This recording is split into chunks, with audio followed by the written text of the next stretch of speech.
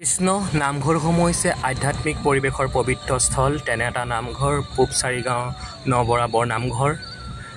অবিৰত ভাগৱত পাঠ 7 দিনীয়াকৈ তেখেতসকলে আয়োজন কৰিছে।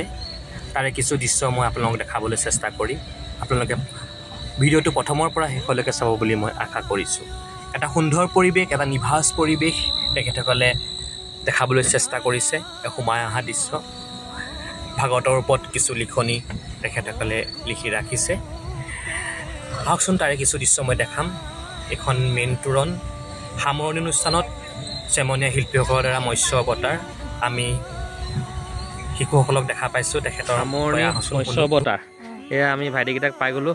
কি লৈছা? ভুজংগ? একদম দেখাতে ভুজংগ। নামটো কি? নমস্কাৰ, মোৰ নাম পিয়ানো চেগা। তুমি কি লৈছা? মই ত্ৰিভুজা খাওঁ। ত্ৰিভুজা ঘপককৈ বসন্ত গাই দিয়া ধুনীয়াকৈ। তাৰ কাৰণে চিন্তা কৰি অন্য দেশৰ ধন সোণ লুটি অনা হৈছে দাদা। মজা। 10 টকা আহিব লাগিব চাব দেই। আপোনালোকো আহক চাব দেই। এটা সুন্দৰ সজাই দিছে। এয়া আমি পাই গ'লোঁ বিষ্ণু, হয়নে? নমস্কাৰ। ধুনীয়াকৈ বসন্ত গাই দিয়া ধুনীয়াকৈ। বচন একেবাৰে 10 তাৰিখে গাম। নাই অকণমান গাই দিয়া, তেতিয়া অকণমান ভাল লাগিব আৰু। বিনন্দ বিলাস সৃষ্টি মোৰে অভিলাষ, সৃষ্টি স্থিতি আৰু প্ৰলয়ৰ আমিয়েই একমাত্ৰ কৰ। সুন্দৰ। বাকী 10 তাৰিখে চাব ৰাইজ দেই। এতিয়াই চব গাই দিলে দিগদাৰ হ'ব। ব'লক মই অলপ দেখাবলৈ চেষ্টা কৰিম। আমি এয়া ধুনীয়াকৈ সজাই পাৰিম।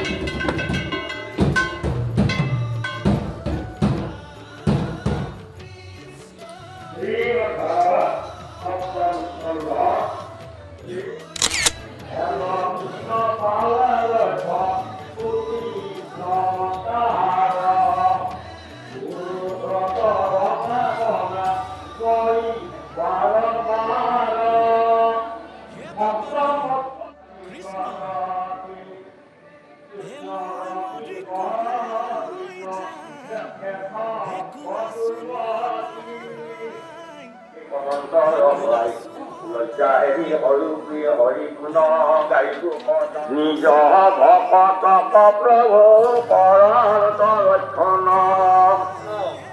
ভকতৰ বিপক্ষে যিটো জন তাৰ হৃদয় ধৰি লাহাজন ধন 15 অধ্যায় কথা সপ্তমস্কন্ধৰ কৃষ্ণ এই আমি আহিলোঁ কাইলৈ আকৌ আহিম ভাল লাগিলে কৃষ্ণ বাই বাই